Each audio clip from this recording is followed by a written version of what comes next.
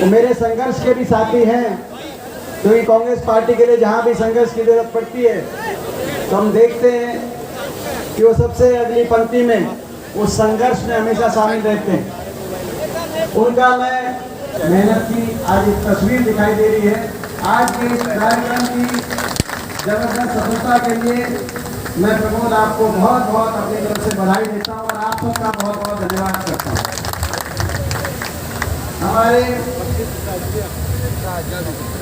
जिनसे पूर्ण मंत्री रहे मांगेराम गुप्ता जी के सपूत हमारे भाई महावीर गुप्ता जी, हमारे पूर्व जिलाध्यक्ष बलराम नटवाल जी, हमारे जो कैंडिडेट रहे जुलाना से धर्मेंद्र ढोल जी, भाई प्रदीप खेल जी, ओबीसी के हमारे चेयरमैन प्रदेश के रमेश सैनी जी, हमारे भाई मजीद रेणु जी, करतार सैनी जी जो अभी जो भाजपा छोड़कर कांग्रेस पार्टी में जो शामिल हुए हमारे साथ, करतार सैनी जी भाजपा छोड़कर कांग्रेस पार्टी में जो साथ शामिल हुए, जिला परिषद के चेयरमैन हमारे भाई नरेंद्र जी, भाई बाकी कंप्यूटर जी, राजू रखेना जी, वीरेंद्र गोगैया जी, रोहित लाल जी, मनजीत लाठर जी, मोहित लाठर जी, संजीव गुआना जी, ये भी भाजपा संजीव गुआना जी, जुलाना हल्के से भाजपा के भाजपा छोड़कर कांग्रेस पार्टी में शामिल हुए, उनका भी हम स्वागत करते हैं। संजीव गुआना जी, ओम प्रकाश झांडा जी, दिनेश झोला जी, विक्रम कुंडू जी, अनिल दलाल जी, धर्मपाल कटारिया जी, सुभाष रावत जी, सुभाष भारती जी, जगमाल जहर जी, तनवीर रेड्डू जी और सभी क्योंकि नाम जो लिख के आए हैं भाई रविंद्र देशवाल जी, सभी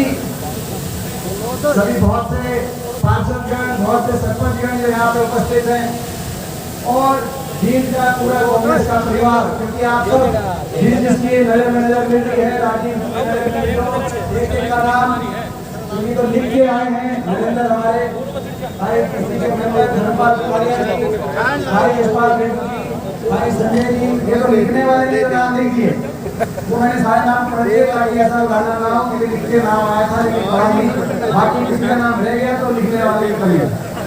और फिर भी कोई भी अगर ऐसा हो, कोई भी ऐसा हो औपचारिकता की कोई बात हो, धर्मपाल जी, संदीप जी, नवीन सामान जसवंत और भी भाई कोई जैसे जसवंत अपना नाम खुद ले रहा है कि मेरा भी रह गया, जसवंत का रह गया, ये सीधा था। हाँ, और हमारे पूर्व मंत्री कृषि मंत्री लेट आए लिखने वाले के लिस्ट की सूची के बाद पूर्व हरियाणा के कृषि मंत्री कई बार के हमारे विधायक सरदार परमवीर सिंह जी की टोहाना से पहुंचे, उनका बहुत बहुत स्वागत करते हैं। और भी किसी का कोई नाम रह गया हो तो जैसे जसवंत अपना नाम लेना था मेरे को बता देना, मैं ले लूंगा घर की बात है।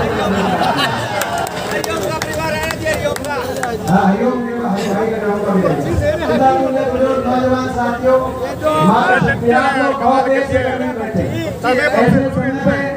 आज ये हाथ से हाथ जोड़ कार्यक्रम का आयोजन इतनी पीक गर्मी में अग्नि परीक्षा जो हम कहते हैं, और उसमें अग्नि परीक्षा भाई प्रमोद ने भी दी पिछले इतने समय से इस कार्यक्रम की मेहनत करते, और आज वो अग्नि परीक्षा आप भी दे रहे, तो मैं लंबी बात नहीं, लेकिन ऐसे समय पे आप और हम यहाँ पे हाथ से हाथ जोड़ो इस कार्यक्रम में पहुंचे जब चुनाव का बिगुल बच चुका, 1 साल के से अंदर लोकसभा का चुनाव, और जैसे कि बार बार कहा जा रहा है, जेजेपी कह रही है कि लोकसभा के साथ विधानसभा का चुनाव करो, वो तो कहेगी, लोकसभा के बाद इनके विधायक रुकेंगे नहीं, उनको पता है और आपको भी पता है, ठीक बात है ना।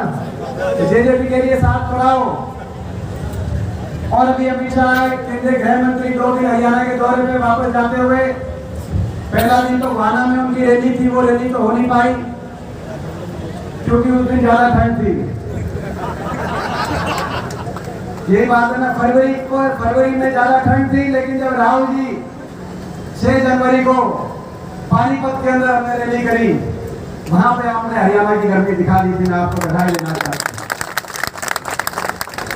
तो उन्होंने भी जाते हुए कहा अमित शाह ने कि भाई तैयारी रखना, बीजेपी वालों चुनाव साथ हो सकते हैं। वो भी हालात समझ गए कि प्रदेश के अंदर जो सरकार उसका लोकप्रियता ग्राफ कितना गिर चुका उनको भी समझ में आई। कुल मिलाकर 1 साल के भीतर चुनाव ऐसे समय में आप और हम यहाँ पे इस सभा में बैठे, और जब चुनाव में 1 साल रह जाए तो जनता के सोचने विचारने का समय आता है। हमारे प्रजातंत्र संविधान के अनुसार 5 साल में चुनाव, पहले 4 साल सरकार के काम करने की नीति और नियत के, और आखिरी 1 साल जनता का सोचने विचारने का और अपने अगले भविष्य के फैसला करने का समय आता है। आज ऐसे समय में हमारा आप यहाँ पे करते हैं, और इस सरकार को तो हरियाणा की सरकार, ये खट्टर सरकार, इस सरकार को तो मात्र 4 साल नहीं 9 साल हो गए। 9 साल में इन्होंने हरियाणा में क्या किया, हरियाणा को आगे लेके गए, विकास की पट्टी से उतारा, आपको हमारा दिल जानता है। जो हरियाणा 2014 से पहले देश में विकास के मामले में देश में सबसे आगे के राज्यों में जाना जाता था, विकास दर में हम नंबर 1 थे। प्लानिंग कमीशन के अनुसार लगातार 4 साल तक विकास दर हरियाणा की देश में सबसे ज्यादा थी। 2010 से 14 तक प्रति व्यक्ति आय में नंबर 1 थे, प्रति व्यक्ति निवेश में नंबर 1 थे, खिलाड़ियों के मान सम्मान में देश में नंबर 1 हरियाणा था। किसान के हितकारी फैसलों में, चाहे किसान के बिजली के कर्जों की बात, चाहे कोऑपरेटिव के कर्जों की माफी की बात हो, बिजली के बिलों की माफी की बात हो, गन्ने के भाव में नंबर 1 थे, पॉपुलर के भाव में नंबर 1 थे, धान के भाव में नंबर 1 थे। और गरीब की कल्याणकारी योजनाओं में चाहे 4 लाख गरीब आदमी को 100 गज के प्लॉट गरीब परिवारों को मुफ्त में देने की बात हो, चाहे पेयजस्ती आवास योजना के मकान की बात हो, गरीब की कल्याणकारी योजनाओं में देश में नंबर 1 थे। चाहे स्कूल के अंदर देश में सबसे ज्यादा पहली क्लास से और 12वीं क्लास तक स्कूल के अंदर वजीफे की बात हो, और बड़े बुजुर्गों की पेंशन में हम नंबर 1 थे। हरियाणा आगे था। 10 साल तक किसी वर्ग को आंदोलन करने की जरूरत नहीं आई, किसी वर्ग को सड़क पे आने की आवश्यकता नहीं आई, और अगर किसी वर्ग का कोई धरना लगा तो शाम तक मान सम्मान से उनके पास से बात करके उसका समाधान निकालने का काम सरकार ने, कांग्रेस की सरकार ने, प्रसाद की सरकार ने संवेदनशीलता से 10 साल तक कोई आंदोलन नहीं हुआ प्रदेश में। सुख शांति से, अमन चैन से, आपस के भाईचारे से, खुशहाली की तरफ हरियाणा आगे बढ़ा। वो हरियाणा 9 साल पहले बीजेपी के हाथों में गया, खट्टर साहब के हाथों में गया। 9 साल के बाद वो हरियाणा जो विकास में नंबर 1 था, आज नीति आयोग बता रही है विकास दर में तो 19 में पायदान में, लेकिन नंबर 1 पहुंच गया। तो बेरोजगारी में, जैसे कि अभी हमारे नौजवान साथी कन्हैया ने बताया, बेरोजगारी में आज दुख की बात है। कन्हैया जी, दिल्ली के 3 तरफ हम बैठे हैं। देश में सबसे ज्यादा रोजगार देने वाला प्रदेश होना चाहिए, लेकिन देश में सबसे ज्यादा बेरोजगार प्रदेश। कोई उद्योग लगा नहीं, जैसे आपने बताया। जब हमारी सरकार थी, कहीं IMT लग रही थी, कहीं बुकेर पार्क लग रहे थे, कहीं थर्मल के कारखाने लग रहे थे, कहीं यूनिवर्सिटियां बन रही थी, कोई निवेश हुआ नहीं। ना प्राइवेट क्षेत्र के अंदर रोजगार और सरकारी क्षेत्र के अंदर 2 लाख नौकरी हरियाणा के अंदर या तो समाप्त कर दी गई या रिक्त पड़ी है। 9 साल से शिक्षकों की भर्ती नहीं, और जो रोजगार हैं, जो नौकरियां निकाली गई, एक के बाद एक पेपर लीक घोटाले, HPSC के दफ्तरों के अंदर से 1.5 करोड़ रुपए बरामद उन अफसरों के पास हुआ जिनको मुख्यमंत्री जी ने विशेष रूप से वहां पे लगाने का काम किया था। घोटालों की भेंट चढ़ गया भर्ती। अभी PGT की भर्ती निकली थी, उसको तो वापस दे दिया। और जो रोजगार थोड़े बहुत निकले भी, वो भी पक्के नहीं, कच्चे। कौशल निगम में, जैसे आपने कहा कि जो सरकारी यहाँ कौशल निगम के हरियाणा सरकार की बताई, आपने केंद्र सरकार की बताई। कन्हैया जी, जो अग्निवीर योजना सारे हरियाणा, सारे देश में सबसे ज्यादा फौजी आज गर्व है। हर देश दस्ता सैनिक हरियाणा से हर साल देश की आजादी के बाद से 2019 तक हर साल औसत के रूप में 5,500 बच्चे फौज में भर्ती होते थे हरियाणा से। 2 साल भर्ती नहीं हुई कोविड के बाद, और उसके बाद अग्निपथ योजना आ गई, और इस साल केवल 950 अग्निवीर दिए गए, जिसमें से 700 4 साल के बाद बिना पेंशन के वो घर वापिस आ जाएंगे। रिश्ता होता है, रिश्ता करने जाते हैं, कहते फौजी है, फौज में गया है, तो चेक करना पड़ता है कि कौन सी फौज में गया है। यही बात हो रही है। ये स्थिति, देश में सबसे ज्यादा बेरोजगारी, देश में सबसे ज्यादा महंगाई। आपने सही कहा, 400 रुपए का सिलेंडर था, तब नारा चलता था। जब हमारे समय 2014 में, कांग्रेस के समय 400 रुपए में सिलेंडर था, जबकि अंतर्राष्ट्रीय बाजार में इससे दुगना महंगा था। तेल अंतर्राष्ट्रीय बाजार में इससे दुगना महंगा लेते थे। डीजल, पेट्रोल, रसोई गैस का सिलेंडर सस्ता देते थे। 400 रुपए में सिलेंडर का नारा चलता था, बहुत हुई महंगाई की मार। अब की बार भाजपा सरकार और अब नया नारा चल रहा है। मैं देख रहा था टीवी के चैनल पे एक नया नारा है, महंगाई हुई कम क्योंकि बीजेपी में है दम। हरियाणा में नया नारा लगाया है। मैं पूछना चाहता हूँ, सिलेंडर 400 से कम हुआ या 400 से कुछ बढ़ा? हमारी पार्टी का ही व्यक्ति, आपकी बात नहीं जची हमें, क्योंकि मीडिया में तो चल रहा है, मीडिया में तो चल रहा है कि महंगाई हुई कम क्योंकि बीजेपी ने दम। मीडिया में चला रहे हैं, मीडिया भी, देश की मीडिया भी किनके कहने से चलते हैं मुझे बताने की जरूरत नहीं। आज भ्रष्टाचार में, बेरोजगारी, महंगाई, भ्रष्टाचार, ऐसा भ्रष्टाचार जो सरकार बनी है, ये सरकार केवल लूट और छूट के लाइसेंस पर सरकार बनी। मैं कन्हैया कुमार जी को बताना चाहता हूँ, पहली बार हरियाणा आए, ये सरकार लोगों के मनोदिन दिन से सरकार नहीं बनी। लोगों ने तो सरकार पलटने का फैसला सुनाया था। 75 पार का नारा था बीजेपी का, था कि नहीं था? 75 पार का नारा बीजेपी कहती थी, 75 पार। और दुष्यंत चौटाला कहता था बीजेपी को करो जमुना पार। कहते थे कि नहीं कहते थे? मैं पूछना चाहता हूँ। एक कहता था 75 पार, दूसरा कहता था बीजेपी को करो जमुना पार। इलेक्शन का नतीजा आते ही दोनों बन के जमा पक्के यार। अब प्रदेश में बना दी भ्रष्ट सरकार, जनता कर रही है हाहाकार। कहा कि हम समझौता हो गया हमारा। दुष्यंत चौटाला ने प्रेस कॉन्फ्रेंस करी जींद जिले के लिए। मैं इसलिए कहना चाहता हूं कि यहां से लगभग सीट जेजेपी पार्टी की आई, एक कांग्रेस की आई। प्रेस कॉन्फ्रेंस करी कि जो 5100 पेंशन देगा हम उसको समर्थन करेंगे। भूल गए जमुना पार को, तो पहले दिन भूल गए। क्या जो 5100 पेंशन देगा उसका समर्थन करेंगे। 31 विधायक लेकर हमने दिल्ली में हुड्डा साहब ने प्रेस कॉन्फ्रेंस करी। तुरंत 5 मिनट के बाद कि भाई हमें 5100 पेंशन देंगे, क्योंकि हमारा घोषणा पत्र में पहली मांग हमारे घोषणा पत्र में है। और हम 2019 नवंबर 1 से का हमने एक तारीख भी बताते हैं, यानी कि आज से 4 साल पहले 5100 पेंशन देंगे। मैं पूछना चाहता हूं आपसे, वो 5100 पेंशन जिस पे समझौता इन्होंने कहा कि नहीं हम बीजेपी को दे रहे हैं, वो 5100 पेंशन आ गई या नहीं आई? विश्वासघात कर दिया। उचाला में लोगों से पूछा था, उचाला में जाके लोगों से पूछा था कि क्या करना चाहिए। लोगों ने कहा था कुछ भी करो, बीजेपी का साथ न देना, कुछ भी करना पड़े बीजेपी का। लोगों ने कहा था कि नहीं कहा था? मैं आज आपसे पूछना चाहता हूँ। उचाला से गाड़ी चली, सीधे रास्ते गाड़ी चल रही थी। उचाला से जींद होके रोहतक होके टिकरी बॉर्डर तक गाड़ी ठीक रास्ते पे जा रही थी।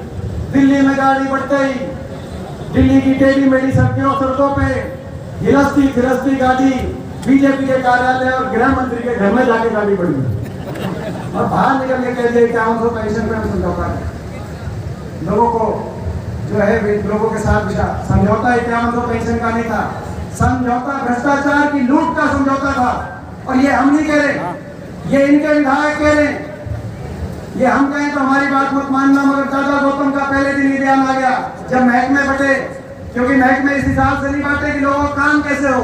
महकमे इस बात से बांटे कि जनता की गाड़ी कमाई से लूट कैसे मचाई जाए। शराब महकमा किसके पास है, एक्साइज महकमा किसके पास है। और दादा गौतम ने तो शुरुआत में ही बता दिया था कि एक खोपड़ पड़ गया सरकार में, पूरा ही जीवन लग रहा है। ये बताई थी कि नहीं बताई? हम नहीं कह रहे, इनके विधायक बता रहे हैं, इनके सांसद बता रहे हैं भ्रष्टाचार का क्या आलम है। डॉक्टर अरविंद शर्मा रोहतक के सांसद अभी पीछे पहरावर में कह रहे थे कि रोहतक के पूर्व मंत्री हैं, अमृत योजना 200 करोड़ रुपए कौन डकार गया। इनके सांसद बता रहे हैं भ्रष्टाचार की इनकी लिस्ट लेनी है तो आप डॉक्टर अरविंद शर्मा से पूछो, रोहतक के सांसद से, दादा गौतम से आप जाके जानकारी लो। आज प्रदेश को विकास की पटरी से उतार दिया और भ्रष्टाचार के भेंट चला दिया, बेरोजगारी में नंबर 1 बनाने का काम किया। और आज ये काम नहीं भी करते। मैं एक बात आपको कहना चाहता हूँ, विकास की पटरी से उतार दिया। हम सवाल पूछते हैं, हमारे समय 12 विश्वविद्यालय बने, जिसमें जींद में विश्वविद्यालय की प्रमोद बात कर रहा था, इन्होंने कितने बनाए? एक भी विश्वविद्यालय पिछले 9 साल में क्यों नहीं बना? हमारे समय 6 मेडिकल कॉलेज बने, इन्होंने कहा हर जिले में बनाएंगे। एक भी मेडिकल कॉलेज क्यों नहीं बना? हमारे समय पूरे प्रदेश के अंदर 280 किलोमीटर रेल की लाइन भी थी, जिसमें जींद, गोहाना, सोनीपत रेल की लाइन भी शामिल है कि नहीं है? मैं पूछना चाहता हूँ आपसे। इनकी एक भी इंच रेल की लाइन, बुलेट ट्रेन की बात करने में क्यों नहीं बिछाई गई? एक भी थर्मल का कारखाना क्यों नहीं लगा? काम नहीं हुए। मगर काम ना भी होते तो भी हम काम चलाते। जिस बात का मुझे दुख है, इन्होंने आपका और हमारा अपमान करने का काम किया। काम नहीं भी होते तो भी हम काम चला लेते। मगर मैं अपने कार्यकर्ताओं से कहना चाहता हूँ, अपने बड़े बुजुर्गों से, आपका हमारा जो अपमान इस सरकार ने करने का काम किया, हर वर्ग का अपमान, हर वर्ग को अपने अधिकारों की लड़ाई के लिए सड़क पे आना पड़ा और हर वर्ग का तिरस्कार इस कट्टर सरकार ने किया। किसान 1 साल तक बैठा रहा, 750 किसानों के घरों के चिराग बुझ गए, कोई आंसू पोंछने नहीं आया। हम संसद में, मेरा सौभाग्य भी है, मेरा दुर्भाग्य भी है, मैं सौभाग्यशाली मानता हूँ कि आपके आशीर्वाद से देश की संसद में आज मुझे लगातार पिछले 19 साल से मुझे अवसर मिला है। लेकिन दुर्भाग्य इस बात का है कि ऐसे समय में आज 15 सांसद है हरियाणा में, राज्यसभा लोकसभा से 14 भाजपा के। देश की संसद में उस समय जब मैं किसान आंदोलन की बात उठाकर गवाही देने की आपकी कोशिश करता था, कहता था कि इनकी बात मानो, इनकी बात नहीं मानते तो कम से कम इनको इंसान मानो। किसी धरने पे किसी की तबीयत खराब हो जाती है तो प्रशासन में हड़कंप आ जाते हैं। यहाँ पे घरों के चिराग बुझ रहे हैं, हर रोज इन घरों से शव वापिस आ रहे हैं। कम से कम खड़े होकर कोई सहानुभूति के 2 शब्द कहते, कोई भाजपा का मंत्री, कोई सांसद, तो मजाक उड़ाया जाता था, देशद्रोही बताया जाता था। जिस किसान का एक बेटा ट्रैक्टर का स्टीयरिंग पकड़ के खेत जोतने का काम और देश को खाद्य सुरक्षा देने का काम कर रहा है, तो दूसरा बेटा स्टीयरिंग गन पकड़ के देश को, राष्ट्र को सुरक्षा देने का चीन और पाकिस्तान के बॉर्डर पे काम कर रहा है, उसको देशद्रोही बताया जाता था, मजाक उड़ाया जाता था। तिरस्कार, किसान सड़क पे आए, किसान पे लाठीचार्ज, कर्मचारी और पेंशन स्कीम के लिए सड़क पे आए, पंचकुला में कर्मचारियों पे लाठीचार्ज, गरीब आदमी मनरेगा का बजट काट दिया, मनरेगा के बजट के लिए करनाल में गरीब आदमी सड़क पे आए, उन पे लाठीचार्ज। गांव का ग्रामीण चौकीदार, सफाई कर्मचारी अपना मानदेय बढ़ाने के लिए पंचकुला पहुंचा, उन पे लाठीचार्ज। हमारी महिलाएं, आशा वर्कर, आंगनबाड़ी, हमारी महिलाएं करनाल में पहुंची, उन पे लाठीचार्ज। खिलाड़ी जंतर मंतर पे आज बैठे, खिलाड़ियों का तिरस्कार। सरपंच अपने अधिकारों के लिए जब सड़क पे आए, सोचते हैं, कहा सरपंचों ने सोचा छोटी सरकार है, बाकियों पे लट बरसाए जा रहे हैं, कम से कम तुम्हारे को जब छोटी सरकार है तुम्हारा ख्याल रखेंगे, लेकिन सरपंचों में भी तसल्ली बिठाई। यही बात है ना। कोई वर्ग ऐसा नहीं जिस वर्ग को अपने अधिकार के लिए, नौजवान सड़क पे अग्निपथ योजना के खिलाफ नौजवान पे मुकदमे, नौजवानों पे मुकदमे दर्ज कराने का काम इस सरकार करने किया। हाई रेजिमेंट के लिए गुड़गांव में नौजवान आए, उनको उन पे लाठीचार्ज, उनके पुलिस की भाषा से उनसे उनकी मांगों का जवाब दिया गया। भगवान परशुराम जयंती को मनाने के लिए पहनावट के अंदर नौजवान आए, उनका तिरस्कार। कोई वर्ग ऐसा नहीं। और अब तो मुख्यमंत्री जी एक जन संवाद का कार्यक्रम कर रहे हैं, आपने देखा होगा। किस घमंड में है, किस अहंकार में है, ये समझ नहीं आता। लगता है मुख्यमंत्री जी को अपनी प्रशंसा सुनने की इतनी आदत होगी कि कोई अगर उनके सामने कोई बात रखता है तो उसी व्यक्ति का अपमान करने का काम करते हैं। सिरसा के अंदर एक हमारी महिला जो विधवा, उनका 22 साल का बच्चा चला गया नशे से। वो मुख्यमंत्री जी के सामने केवल ये एक बात कहना चाह रही थी कि मेरा तो चला गया नशे से, लेकिन गांव के अंदर सरकार के संरक्षण में जो चिट्टा बेचने का काम करते हैं, कम से कम उन पर कार्रवाई आप करो। तो जब उन्होंने बात कही तो मुख्यमंत्री जी आपने मुख्यमंत्री जी को सुना होगा, मेरा कहा किसी ने सिखाई भी भेजी हुई है। एक को कह दिया कि इसको उठा के पिटवाओ, पिटाई करो, इसकी पीटने का, पिटाई कराने का तो अधिकार प्रजातंत्र में, संविधान ने दिया नहीं, किसी मुख्यमंत्री को नहीं दिया, किसी को भी नहीं दिया। लेकिन अहंकार, ये इनका घमंड 7वें आसमान पे घमंड है। मैं पूछना चाहता हूँ जिन वालों से, इनका घमंड तोड़ोगे या नहीं तोड़ोगे? इनके जो अहंकार को चकनाचूर करना है कि नहीं करना है? घमंड बहुत हो गया है, घमंड बहुत हो गया है। मुझे विश्वास है आज हरियाणा के एक जिले में मैं जा रहा हूँ, मुझे विश्वास है पिछली बार भी 75 पार की हवा निकाली थी और इस बार परिवर्तन होगा और बड़े बहुमत से परिवर्तन होगा। लेकिन हरियाणा में सरकार ये जानी सरकार जानते हैं और कांग्रेस की सरकार बनाते हैं चौधरी भूपेंद्र सिंह हुड्डा जी के नेतृत्व में। लेकिन मैं एक चीज पूछना चाहता हूँ जींद से, भाई सरकार तो बनेगी लेकिन जींद की 5 सीट है। सबसे ज्यादा अगर हमें कहीं से उम्मीद है तो भाई जींद से उम्मीद है, क्योंकि भाई जींद की 5 सीट है भाई, 5 की 5 सीट। और भाई सबसे पहले नतीजा प्रदेश में जब गिनती हो तो भाई 5 की 5 सीट करके डिक्लेयर हो जाएगी कि नहीं हो जाएगी, मैं आपसे पूछना चाहता हूँ।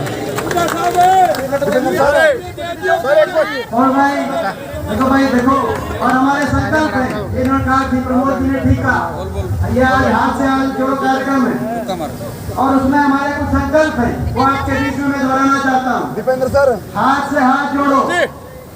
पहला संकल्प जो भी जिनका हल्का जिक्र किया कि भाजपा ने धर्म जाति को समाज को तोड़ के राजनीति करी, हमारा पहला संकल्प है कन्हैया जी, हाथ से हाथ जोड़ो। हरियाणा के हर नागरिक को दूसरे हरियाणा वासी से प्यार और प्रेम की डोर से जोड़ो। आपस में धर्म और जाति से ऊपर उठ के प्यार और प्रेम होना चाहिए कि नहीं होना चाहिए, मैं हाथ खड़ा कर पूछना चाहता हूँ पर हाथ खड़ा करके। पहला संकल्प। दूसरा संकल्प, हाथ से हाथ जोड़ो, बीजेपी का घमंड तोड़ो। घमंड तोड़ेंगे कि नहीं तोड़ेंगे? दूसरा संकल्प हाथ से हाथ जोड़ो। किसान को एमएसपी की गारंटी से और किसान को मान सम्मान से जोड़ो, ताकि 10 साल तक जैसे हमारी सरकार में आंदोलन नहीं करना पड़ा किसान को, आगे जब सरकार बने कांग्रेस की तो आंदोलन ना करना पड़े, तो किसान को एमएसपी की गारंटी और मान सम्मान से जोड़ो। फिर चौथा संकल्प, हाथ से हाथ जोड़ो, नौजवानों को काम से जोड़ो, रोजगार से जोड़ो। 2 लाख पद जो समाप्त कर दिए रिक्त पड़े हैं, पहली कदम से जिस दिन आपकी सरकार बनेगी पहली कदम से 2 लाख नौकरियों की भर्ती निकालने का काम करेंगे प्रदेश के नौजवानों को। हाथ से हाथ जोड़ो, हाथ से हाथ जोड़ो। महंगाई का चक्कर तोड़ो, जो सिलेंडर कह रहे थे जो पहुंच गया 12-3 गुना हो गया। जैसे राजस्थान की हमारी सरकार ने 500 रुपए में सिलेंडर करके दिखाया, हाथ से हाथ जोड़ो। हर गृहिणी को 500 रुपए सिलेंडर से जोड़ो, हाथ से हाथ जोड़ो। हमारा संकल्प, हाथ से हाथ जोड़ो। महंगाई का चक्कर तोड़ो और हर परिवार को आज बिजली के जो इतने बिल आ रहे हैं, हर परिवार को 300 यूनिट फ्री बिजली से जोड़ो, हाथ से हाथ जोड़ो।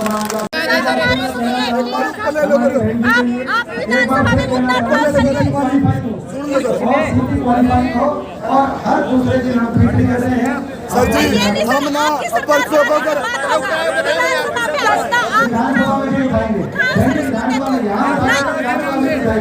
यहाँ उठा रहे हैं तो विधानसभा में भी उठाइए। सीटी को क्वालिफाई करने की आपकी मांग है।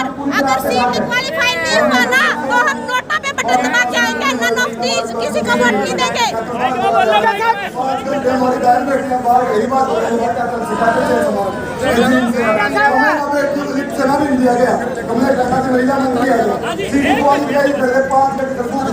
जब जाके हमने दंगा हल्ला किया आपसे उम्मीद है सर।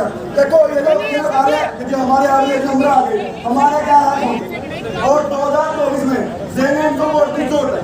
जब मना आज बंद रहते हैं, जब मना रहते 2000 का लोग हिंदुस्तान में शासन है। आपसे उम्मीद है हमारी। देखो सर युवा हो गया प्रदीप नाम से मेरे का सबसे प्रदीप भाई जो कह रहा था